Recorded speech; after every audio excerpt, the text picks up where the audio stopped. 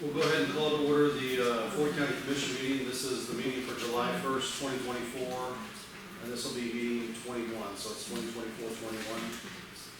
I appreciate everybody being flexible for moving away from the Laurel Walk or the Government Center and coming out here to the Expo. Just helps with all the rain we've had and just the situations we have going on with buildings there. We have Commissioner Tassett, myself, here for the meeting, so for a call to order. And up next is prayer, followed by a pledge of allegiance. We are at this time going to not have a pledge of allegiance because in this location we don't have a flag, but I just want to make that open. But we will That invite. was by my request, by the way. I'm just uncomfortable with a Xerox copy of the flag with doing that, so should Yeah, bring Chris off of it a little bit, but anyway, sorry. that's right. So we'll bring forward Pastor Josh Smith of Cross Connection Church. God, just thank you for this opportunity for us to meet together. God, we thank you for this county. We thank you for the commissioners, and we thank you for all who live here.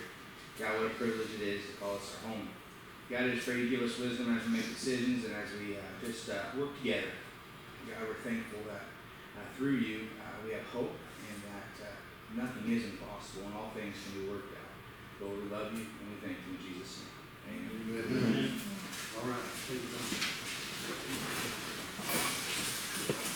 All right. Next up is the consent agenda, and this is for meeting minutes 2024-19. And I'd make a motion that we approve the consent agenda as presented. Second. And with the motion second, I'll go ahead and call a vote. All those in favor? Aye. Next up is approval for claims for payments, and just to give you guys this number, it's $8,809,585.97. It's a little bit large based on two bonds that we are, actually a bond and a grant, but that we're doing to further out the Hillmar grant, which makes up a little over 5.6 million of this, and the bond, which is 2.7. So that being said, I would move that we approve the claims for payment as presented. I'm second. And with the motion second, I'll call the vote. All those in favor? Aye. Motion passes. All right, this is the time of the meeting where we come to open public comments. If you would like to address the commission with any topic, please limit it to 5 minutes per individual, 15 minutes per topic. Final action may be deferred until the next county commission meeting unless an emergency situation does exist. This is our table for this. 2 chairs here. If somebody wants to address the commission, feel free to come on up. Well, I'm here a little bit late. You guys threw me a curve. I'm here just in time. Yeah. Good job. Anyway, I'm wondering what we can do to slow this mess down. I'm talking about the transmission line. I'm gonna be at that meeting with them. But I figured you guys need to use a little more teeth. They're pushing this stuff through way too fast. And I know why, but I ain't gonna mention it. Well, Harvey, have we forwarded along the information on the statutes of the eminent domain thing? Yeah, I know that. You guys, you're doing this private property rights thing, but it only matters when it's affecting the big boys. Well, Guys like us. the part that I'm trying to tell you about is where it's stated specifically in state statute that county commissioners may not interfere in eminent domain cases. They may say that, but you guys can comment. Because everything's up you for grabs now. Anyway, and it's a solar farm deal that's getting me. Because I see what's going to do with the whole economy. This other deal, this solar farm stuff ain't bringing nothing. That's money going to go out of state. The lease money. No, there'll be a few that stay here. And that's what nobody's addressing that. The businesses and everybody's affected. The least money to who? To whoever leases their land for the solar farm. That money's not staying here. You get $700-800 an acre. I mean, it's not gonna go into local business. That's what I'm telling you. And then solar farms, you ain't gonna grow enough numbers, so you're not buying nothing from your local supplier, tractor dealer, and we're talking 1,002 acres. West of Ford, or 2 miles, there's a section of good ground, that didn't blow down. South the inside of this through, that'll be all solar power. And this is what I'm talking about, good ground, look. And I'm waiting for you guys to see the south of Dodge here, and that thing gets the blow. So anyway, like I say, the transmission line, we got a nice clean view from Ford East. And we don't get that contaminated power transmission lines. We got that big line comes from Kingsdown all the way over to Bloom Road. And it goes north, and it will look like California, with transmission lines. And that's where I'm against.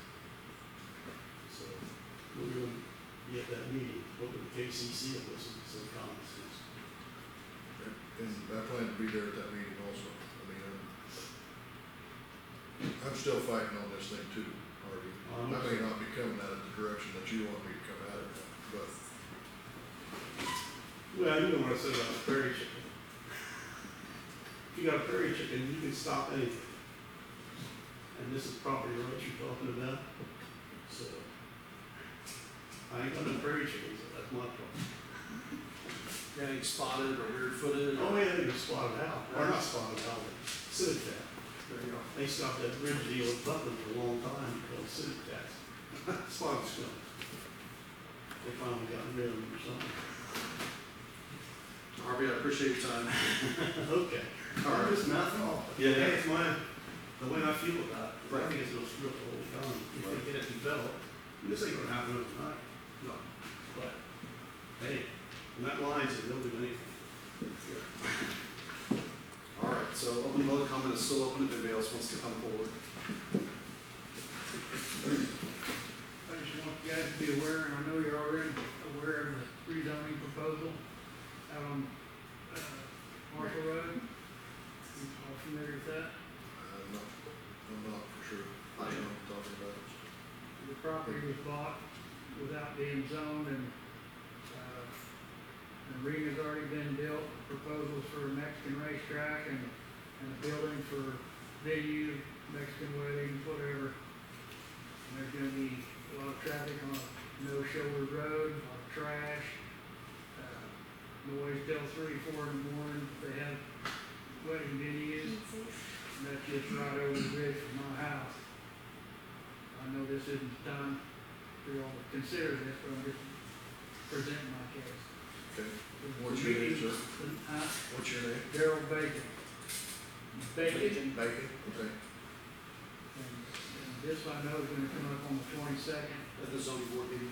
Yeah. Yeah. Okay. And I just came here to maybe kind of get you guys to look at it a little bit before. And I had tried to get a hold of some more information about the number of times that Ford County's been called out already for cattle on the road. They've got about 40 head on 20 acres. They've ate that to the dirt, so they're pushing the fence. Anyway, that's all I got to tell you. Appreciate you coming in. Yep.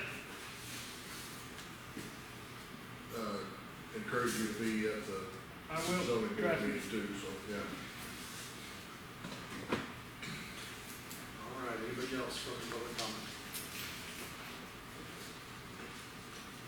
Okay, we'll move on. There's no unfinished business and no legal counsel, so we'll move into county administrator's report. Thank you, Mr. Chairman. We'll have Stiefel, with Dave Arterberry and Stan Jones to present the Series 2024A bonds for Hillmar project, Orange Grove and Outlaw Road. These bonds are to cover the temporary notes. Yeah, these bonds were issued to pay off the 2 temporary notes that were issued for the Outlaw project and the Hillmar Grant project. A couple of things that we did in the meantime, since our last meeting, is that we went ahead and with Jim Warren Bell, the county administration, put together the offering document, the preliminary offering statement. We finalized that We also worked with the county as well to apply for a rating with Standard & Poor's. Through that process, the county administration did a great job. We were able to get an A+ rating for the county, which was, we thought, an outstanding result. Once we had those in place, sale day, and we were glad to have Commissioner Boyes there to watch the process as well. We had 5 banks sign up to bid on bonds. All 5 banks placed a bid. Because of the economic situation, we thought these bonds would bring an interest rate of somewhere between 4 or 4.25%. The lowest, or the highest bid was 4.07% by Northland Securities, and the lowest bid by Country Club Bank was 3.85, in which, having the lowest bid, they were awarded the bonds. So that brings it significantly below what we thought even the market would bear. Outstanding result. It's going to save the county significant money. I think that has a lot to do with the good rating that you have, strong fund balances that you maintain, and good administration and management that you have within the county. So, moving forward, what we will do, we are going to go ahead and work on putting a transcript together. That's actually Gilmore Bell. We'll begin that process. We'll assist along with the county. That transcript will then be sent to the Attorney General to be approved. From there, it will be sent to the bonds will be sent to the State Treasurer to be registered, and then closing of the bonds are to happen on July 25th. So that will be the day the bonds are closed. Do you have any questions? That's kind of the process we've gone through. Does anybody have any questions regarding that? Well, I know on this, we had a work session for, before this meeting over this topic, and I know I've been part of this process with administration. And I would just like to say, I mean, obviously we got a score that's outstanding, obviously rates that are outstanding. I mean, if you're looking to project anything from 4.05 to, or 4.0 to 4.25, and we come in at 3.85, it's fantastic. So, I appreciate you stating, like, it's storytelling is really what that comes down to. Just kind of sharing what's happening in our community and how things are growing, and how solvent we are as a business, and how strong the financial sheets look. So I think it's pretty exciting. But I appreciate your time on it for sure.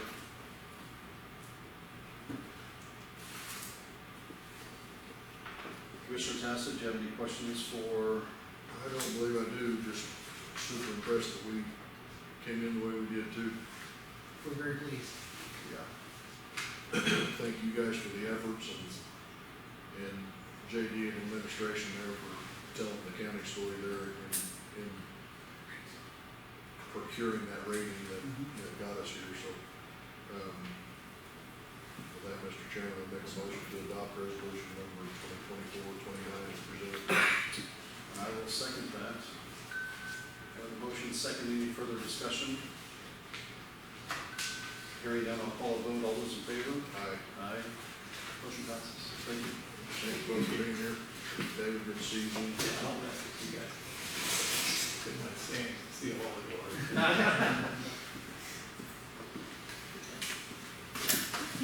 Next item is the Ford County Engineer, John Harvey, Kirk and Michael.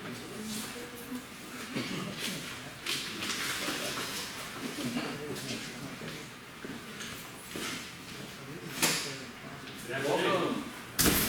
All right, John. Pretty good at it. I wasn't anticipating the wind blowing quite so hard today. Brad looking at the road, and I got sand in my eyes. Blink a little bit. Just cleaned out. Here to report on the county engineer duties, because of scheduling, it's only been 2 weeks since I've been here last time, instead of a month. So it hasn't been a tremendous amount of activity in 2 weeks, but there's certainly some updates. First couple items are talking about the KDOT project. One is the Highway 50 expansion west of Dodge City. If people haven't heard, traffic was switched to the new lanes recently. So now travel is going on the newly paved or newly constructed with asphalt pavement. Going to be the future westbound lanes, but on the north side of the road. So now contractors are working on milling the old asphalt off the existing lanes, which are close to the railroad tracks. Some areas that are closer to Dodge City where the pavement had already been removed, they're dirt grading, flash treated subgrade. And I've actually started doing a little bit of asphalt base work there already behind the Bearville area. Not happening today, it's a little soggy out there, but things are moving along. Be a buzz of activity throughout the course of the summer. Fittingly, we're not talking about the Hill Ortiz roadway project improvements that the bonds were passed for. Cost Construction, the prime contractor, is working on the final paving items this week. They tend to have their every Wednesday. Right now, they're boring conduit for the street lighting. There will be street lighting up and down all 4 lanes to the roundabout. There's already foundations poured for the late lighting poles, but they're boring the conduit. Then they'll have to pull the wiring and erect the light fixtures here over the next couple of weeks. Finished dirt work, seeding and erosion control items. Possibly this week, the pavement marking contractor is supposed to be in to start placing the pavement markings for the roundabouts. So things will really start coming together and looking like a drivable road here pretty soon. And then permanent signing will be the last thing also. Currently, they're still projecting to open the road sometime, possibly as early as the first part of August, or sometime during that month, depending on weather and other factors. So things are coming along, and about 30 days out, we might be driving on that roundabout. Be an exciting day, I'm sure.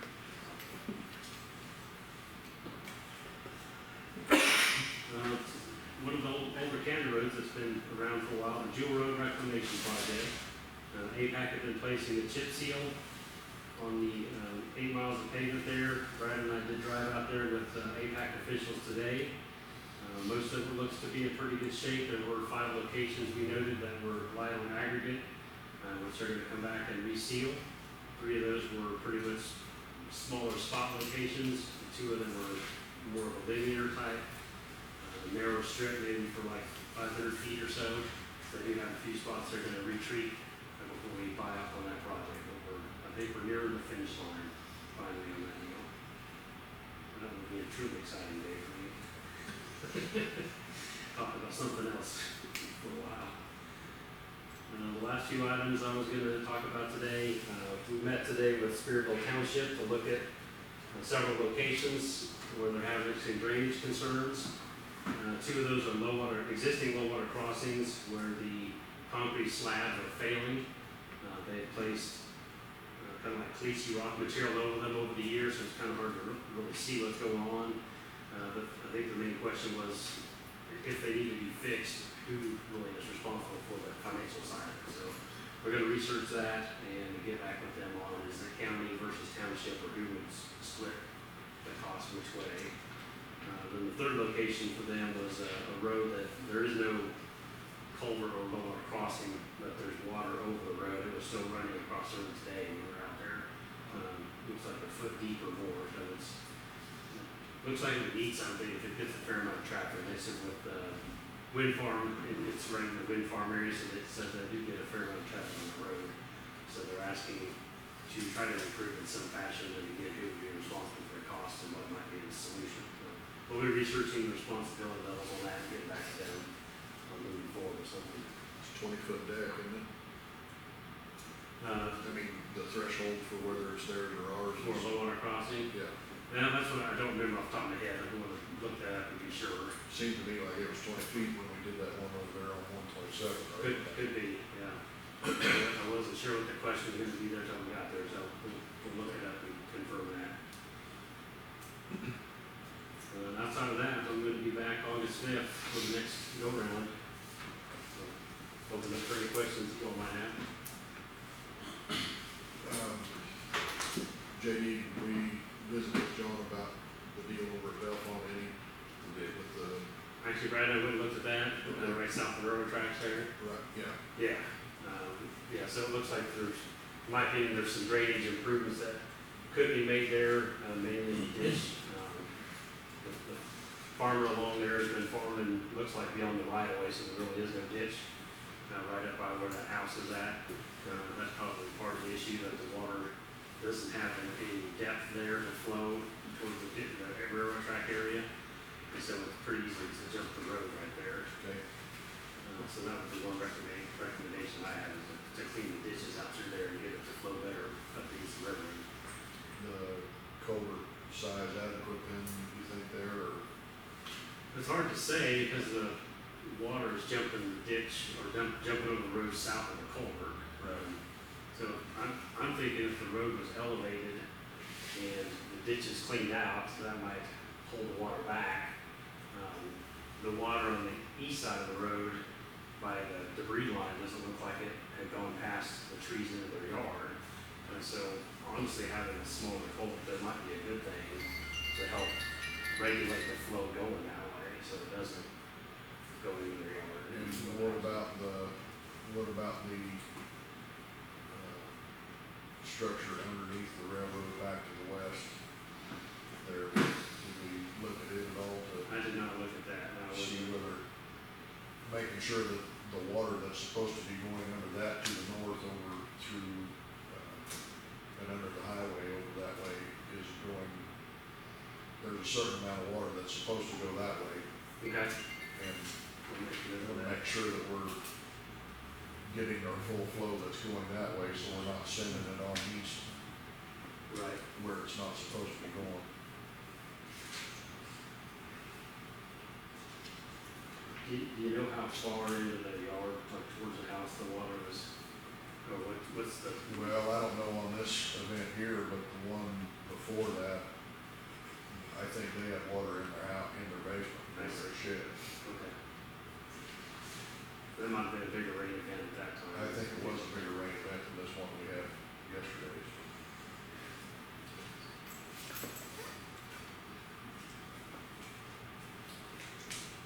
Bigger event might have come in a shorter time. So, Right. Makes sense, because there was a definite debris line, and right at the edge of the, I'm talking the east side of the road, where you go down into the ditch, or if you call it a ditch, but it's almost a pond along the railroad there.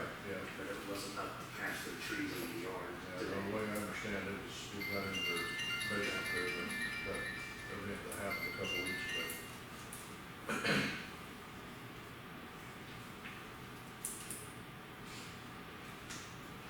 I'm gonna try to stop on the way out of town and look at that railroad structure then, see what we can find there. John, I don't want to send you a totally different way, but I know we talked about this one in the past, but it was Avenue A, Garnett, the south ditch off Garnett. Just if there's been any change to that, or if we've got anything in the plans. Southwest corner. Yep, southwest corner. Brandon, did you have anything to comment on that? I don't remember right offhand. North of Victory, south of Rolling Hills. We looked at that a little bit, and it looks like it goes underneath their fence and back up to their property. Yeah. Tand and I looked at it, I'll have to get back with him. I haven't, this morning, I didn't even notice water up in their yard this morning. Okay, I haven't personally seen where it's going back up in there, sure. so I don't know exactly what's coming from. And it just felt like the valley of the ditch wasn't deep. Correct, I initially thought it was that intersection where AT&T has their box. It's the opposite. Right, so it's Yeah. to the west, just like Yep. 100 feet, I believe, right? Yep. So then on the south side. Yep. Yep. It looks like just it's a natural drain for their property. Okay. And it may be running back up in there. So, They have any photos they can show us or anything? oh, I'm sure I can get some. Yeah. Yeah. We can't always, us or the county, road crews can always be there when the issues actually occur to see what's going on. Yeah. Sheriff, did you have anything you want to share as you drive around, or your guys drive around? Is there anything you're seeing? Short response.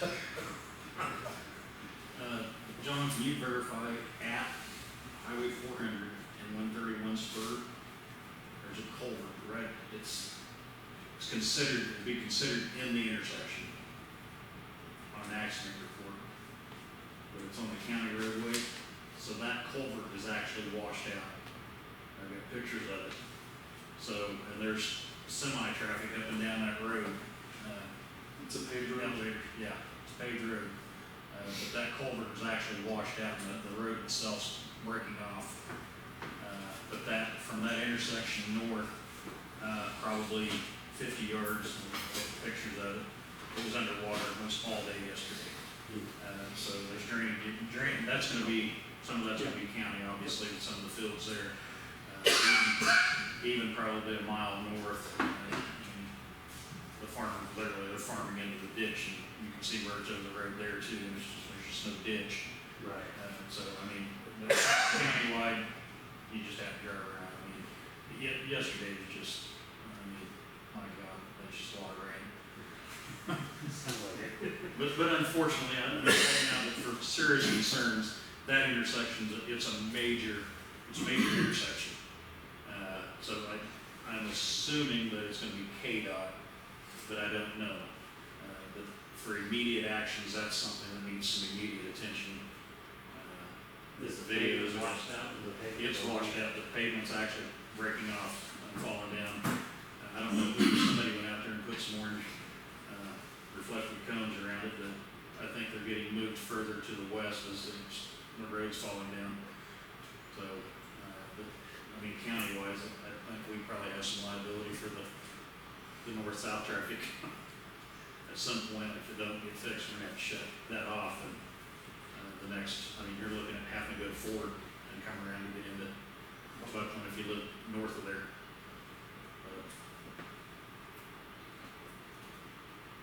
Well, that's one of our main arteries, even for Rock's Creek. That's our north-south artery on the east side of the county, so.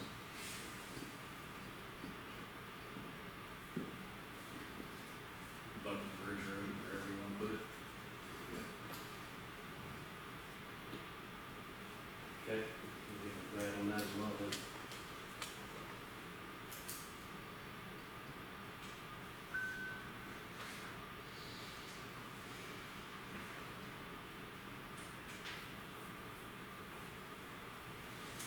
There's not been any disaster declarations with this event, has there, Commissioner Ware?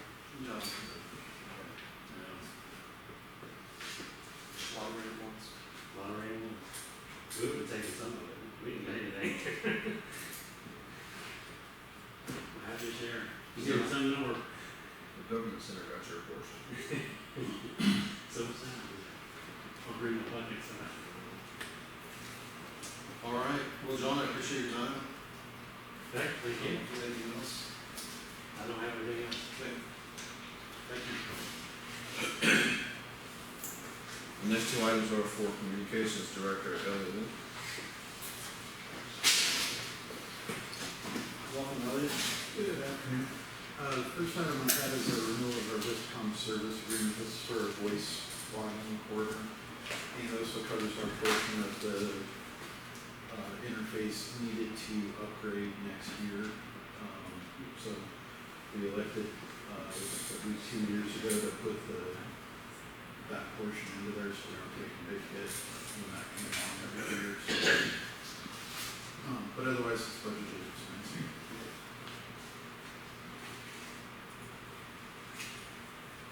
Make a motion to approve the line item for Vistacom maintenance renewal. Got a second?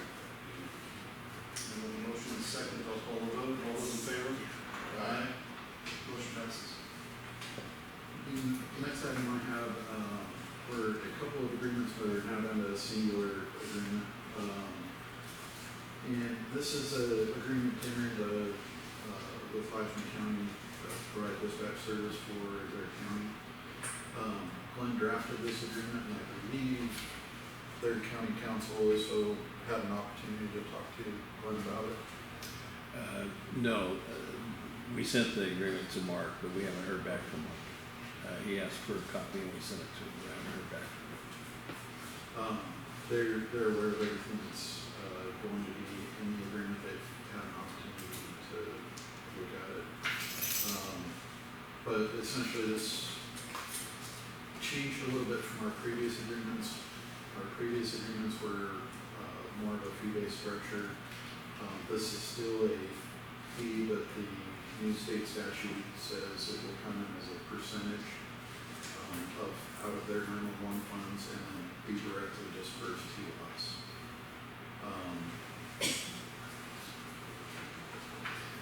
It's a weird concession in the new statute.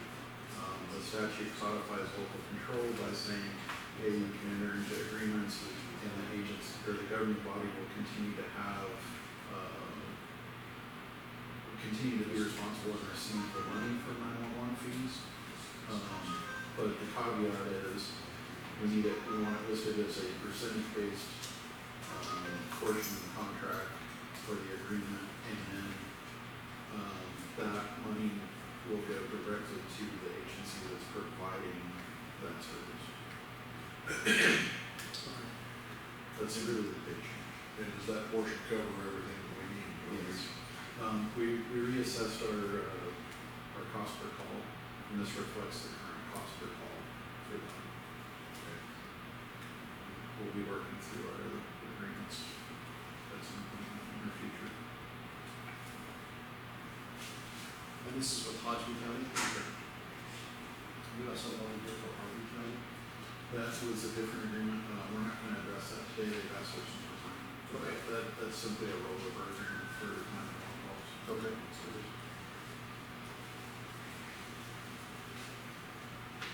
I make a motion that we approve the communications agreements with Hodgman County. And second. Motion second, any further discussion on it?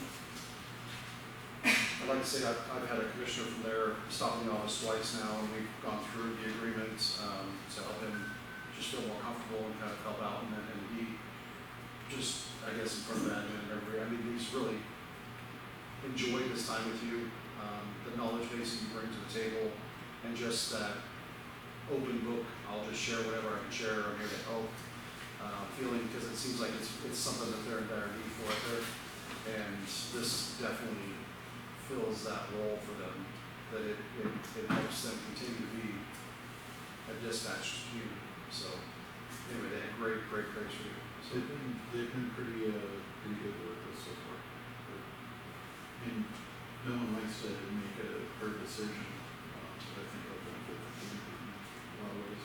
yeah, And we've certainly seen those benefits in Edwards, so, yeah. and Belton. All right, with a motion second, I'll call the vote. All those in favor? Motion passes. Thank you.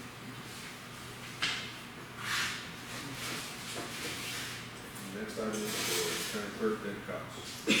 Gentlemen, I am asking to set the date for canvass of the August 6th primary. I will be holding the audit on August 8th. The canvass has to be done after the audit is approved. That should give them plenty of time to approve it at state level. I have August 12th, 13th, or 14th, and we could do 8 o'clock or 8:30, 9 o'clock.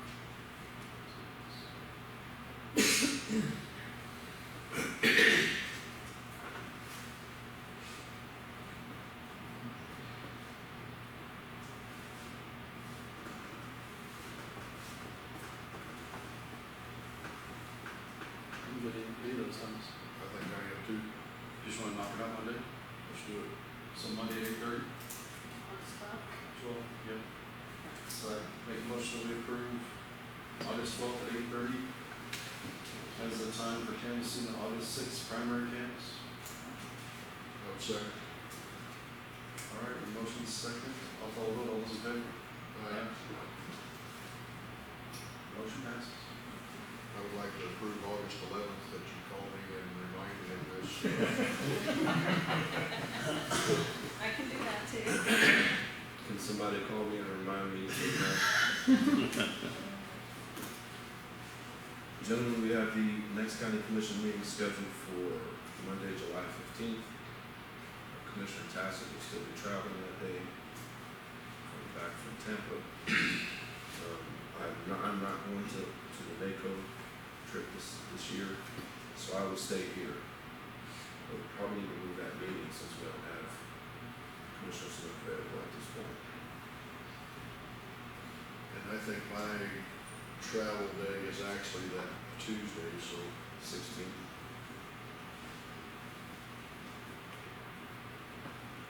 Yes, the 16th, so. So would you like? Thursday, just in case travel time is off. Okay. Thursday. Thursday. Do regular meeting time. That's great. Thursday, the 17th, 3:30. Yep. The 18th. 18th. Sorry, the 18th? Yeah, Thursday, the 18th. Make that motion. I'd make a motion to move the second July regular commission meeting to July 18th at 3:30. And I'll second that. We have a motion second. I'll call the vote. All those in favor? Motion passes. Upcoming meetings, we have the 2024 NACO Annual Conference that we were just talking about. That will be in Tampa, Florida. Vice Chairman Tassett will be attending. We have the Fort County 4-H Fair. That will be July 18th through the 23rd at the fairgrounds. We have Dodge City Days, July 26th through August 4th. The theme this year is Rooted in the Legacy. Dodge City Roundup Rodeo will be July 30th through August 4th. And the election dates, that you want to go over those? The last day to register to vote or application information is July 16th. July 17th, the ballots will be mailed out, and July 18th, we will start in-office voting. And that is on our website also. That's all I have for the admin report, Mr. Chairman. All right. Anything else in front of us? We have on the agenda here a mention of the September 2nd meeting also. Do we want to address that now, or do we want to wait until it's just a later date? Okay. I'll make a motion to adjourn. I will second that. All those in favor?